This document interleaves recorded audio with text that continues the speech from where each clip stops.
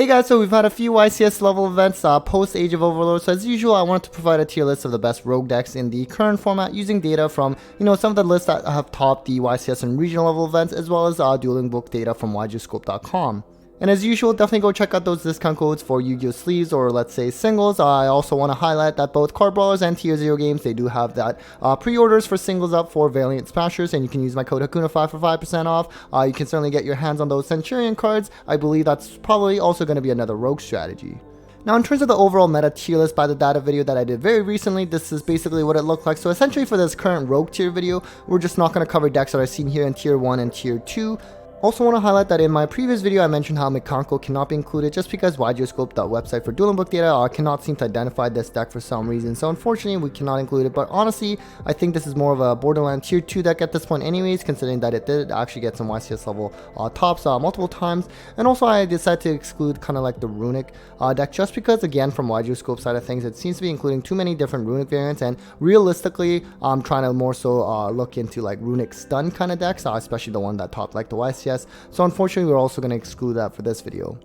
Alright, so let's just get to the tier list for this month for rogue decks. We're going to start with Vanquish Soul, which I guess technically some may consider as more as a borderline tier 2. But you know what, it's a deck that I think is kind of like underrated but also slightly overrated at the same time, in that, of course it's getting like pretty good amount of tops, YCS level or regional level events, like always like sneaks in at least one since it's like released in June. At the same time though, considering that it is kind of like a roguish deck, it is very expensive to build still, unfortunately. It came from that Wild Survivors deck building pack back in June, but you know what, it's a deck that can play, let's say there can be only one Dimension Shifter, which can go hard against a lot of different strategies in the current format. There can be only one can also be very good against something like, let's say, Unchained or even like Labyrinth, but of course again something like Tear Elements can be pretty bad, but those are some options there for this deck. We also have Branded Chimera, which is really weird to say that it's a rogue deck just because it's been like tier 2 for since kind of its release, or if anything kind of like tier 1 at the initial stages, just because of how often it saw play. But I do think, I'm someone that also plays branded, although admittedly branded Despia, not Chimera, but branded builds, I think it is a little bit tougher nowadays, especially with something like Typhon that just came out in Age of Overlord. A lot of like the interruptions are plus 3000 attack, and Typhon is actually quite strong against that, and Ash is still seeing a lot of play in decks, and Ash on Mirror Sword Knight, Branded Fusion can be quite strong as well. Surprisingly, we also have Swordsoul pretty high up here, and I say surprisingly only because in the last like half year or so, or rather at least in summer, like it really did see a lot of drop in play even at like the rogue level. But you know what, it actually got 2 YCS tops in the Santa Cruz one actually.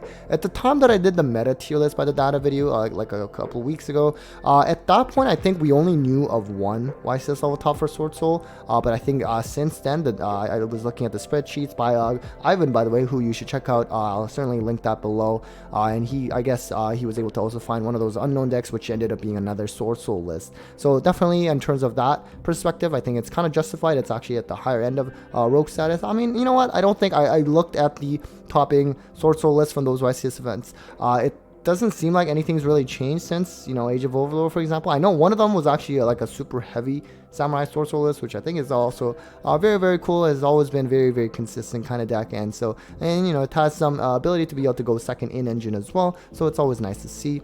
And then we also have Rikka Sun Avalon, of course, a deck that's also kind of usually slept on, and then just every now and then will just like win an event in Europe or something. It actually did also have YCS top and also a pretty decent regional success so far in this post Age of Overlord format as well. I think just being able to like tribute your opponent's monsters, especially with that con field spell, it's pretty busted. And like the turn 1 board it can set up can also be very strong, especially post side, like that whole Rose Whip Therian lock, so your opponent can essentially just only play like 1 spell or trap or something really strong. Unfortunately, I guess right now in the format, you are still seeing some kind of like, let's say there can be only one, like Tear Elements can play that on the side, which you're seeing. You also have, let's say, something like, there's a lot of player Nibiru and Droll as well, which as well as actually Zombie World for like the Flunder matchup. So presumably that's probably a little bit tough on Rikka, but they're still hanging in there doing pretty well. Moving on to the B tier, we do have Branded Despia. This is actually a deck that I've been personally playing for like at least 8-9 months straight now. And I have to say that, you know what, it's definitely noticeably worse this format post Age of Overlord. I already talked about Typhon, that's really strong. But on top of that, SP Little Knight just being able to banish the Alba's attempt to fusion summon in terms of, you know, discarding card. Or even, let's say, you know, IP into SP, get rid of that branded loss. Really, really strong and definitely pretty hard. No YCS success so far, unfortunately. At a regional level event, though, still seeing some tops here and there. Like, it's still going to hang in there, but I do think that at this point right now, it actually is justified as kind of like a rogue deck. I really do not think that this is a tier 2 deck anymore, at least for now. And then we have Salamangreat. This is also cool to see. I guess at this point, I can't really say it's really that recent support.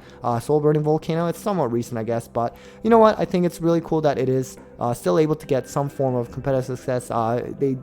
Konami managed to make it a little bit more competitively viable. Again, it has a lot of toolboxy options, right? It's also a deck that can play something like Rivalry, I guess, or goes in usually. Maybe they're playing Rivalry too, I'm not sure. But which can go against pretty hard against something like, let's say, Tier Limits, because they're more so a deck that will play their Chameleon one, which unfortunately actually hinders Salamangreat. But you know what? It's also a deck that can like turbo out like either Abyss Dweller or Baguska if they have the space. So those two monsters alone can cover a lot of different meta strategies and can be very strong.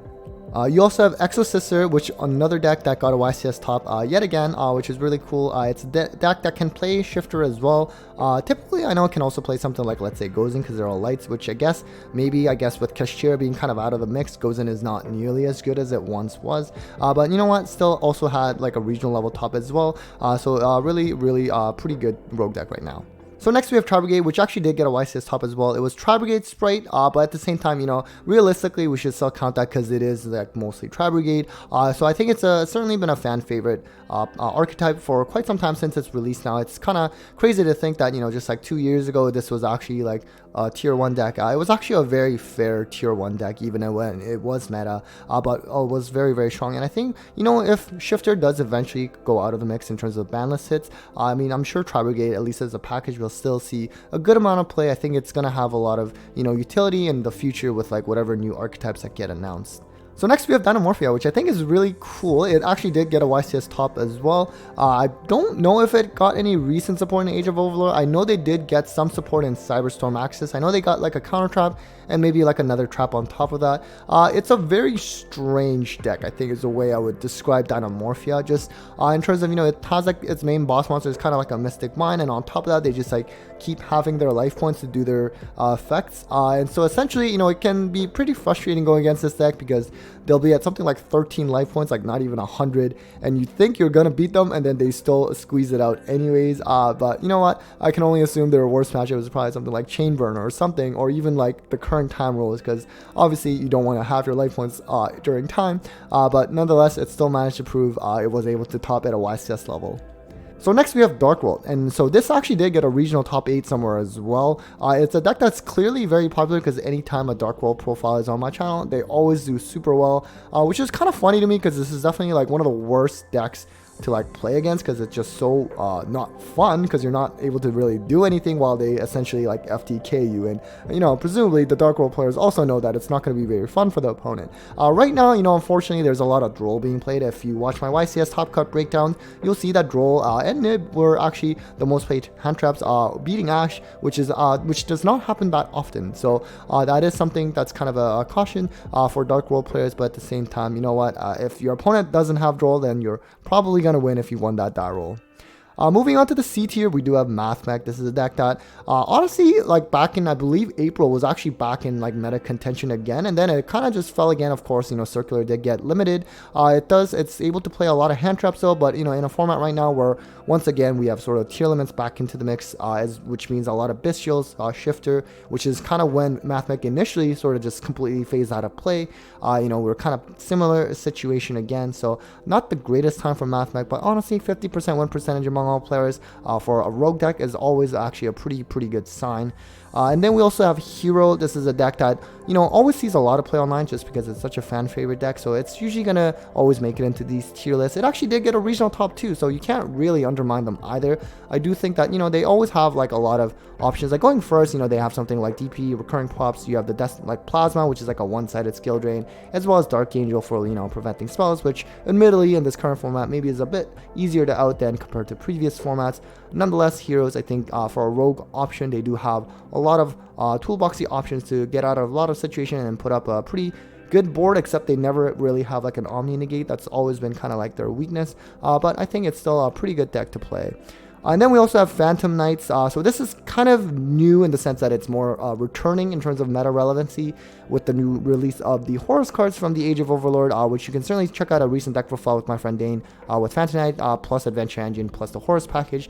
This has actually gotten a few regional level tops, which I think is really cool.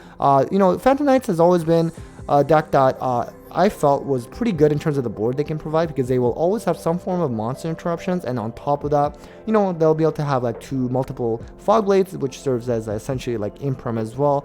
So, you know, a very like kind of a varied board in terms of coverage. So that's always kind of hard to go through going second, even if you are a meta deck.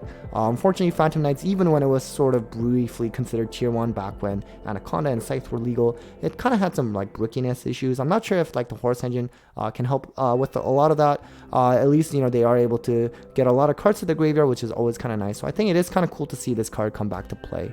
And then speaking of another card coming back to play, or rather deck rather, is Eldritch. And this, I believe there were 2 decks that topped the regionals. One was involving the Sinful Spoils engine, the other involved again the Horus engine. So anytime you have like a new package that's announced that involves sending cards to the graveyard, I think a lot of people, or at least like the Eldritch enthusiasts, will try to at least test things out with it, and both of those came in Age of Overlord, so it's kind of cool to see. In a way, maybe I shouldn't say surprised, but kind of in terms of like that no one's bothering with like Tierman Eldritch. It's a deck I know my friend Eric, he played like a year ago. Now don't get me wrong, if you're playing if you're playing Tierlaments, you should just play it the normal way, but presumably the people who are playing Eldritch are playing it because they just really like Eldritch and they just want to find the most optimal build possible, and not actually because they think that Eldritch somehow has some kind of competitive advantage in the current format, which it probably doesn't, unfortunately. But you know, nonetheless, I really like Eldritch myself. I played this deck about a year and a half ago as well with a different kind of variant, so I always think like finding different kind of Eldritch variants is always kind of interesting to see, regardless of how much hate Eldritch has gotten, especially in its earlier days. So next we have Dinosaur, and this is a deck that also got a regional top, although it was the scrap Dino version, which is like going first, which I honestly find at this point nowadays, anytime a Dino list tops, it's usually like a scrap version, and not really like your traditional going second, break the board kind of Dinos, which was what was actually tier 1, honestly, like just like a few years ago, back when Mist was at 3. So it's kind of crazy to think how it was a tier 1 deck not too long ago.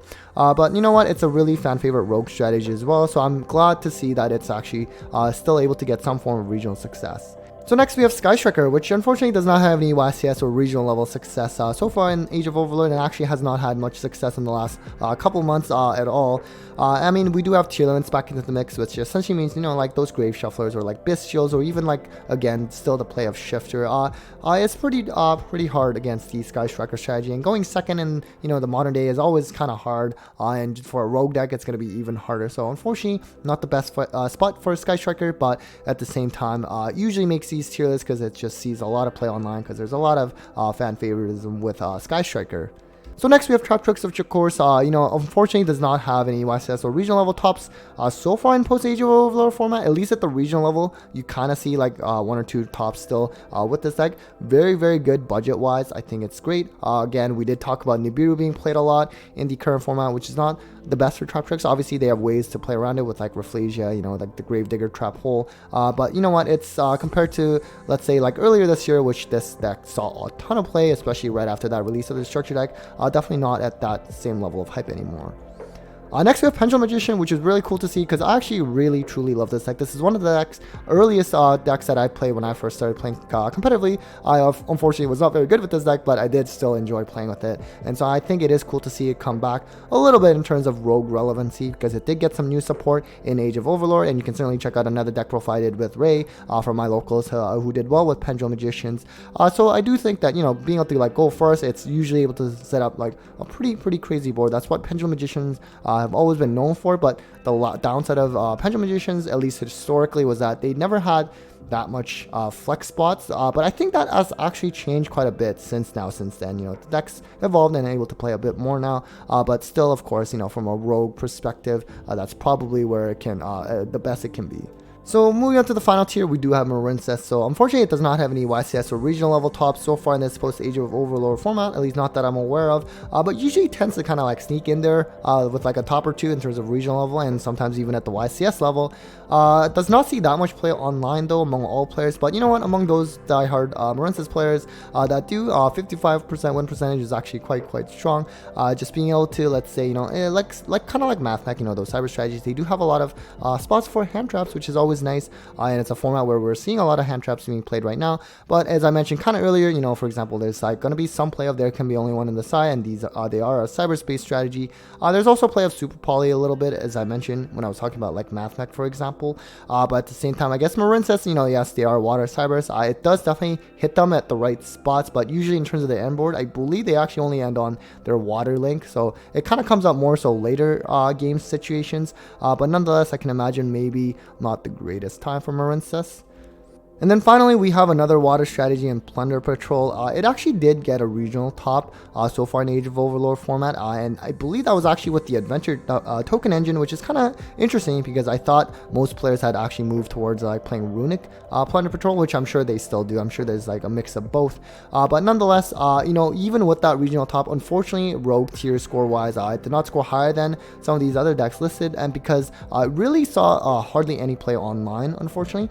Now, of course, the scoring system does really weigh more so towards heavier towards regional and YCS level success because those do matter much more. At the same time, I do still think there's some merit in taking account of, you know, what all players still play, just because, you know, regional tops sometimes can be like pretty random at times. You know, some decks will top and then you just never hear from them again. And I'm not saying this in particular to Plunder Patrol. I still think it's a fine deck, and I'm just more so explaining that, you know what, I think there is still importance in taking account of not just regional and YCS level of success, but also just, you know, what all players are actually playing online.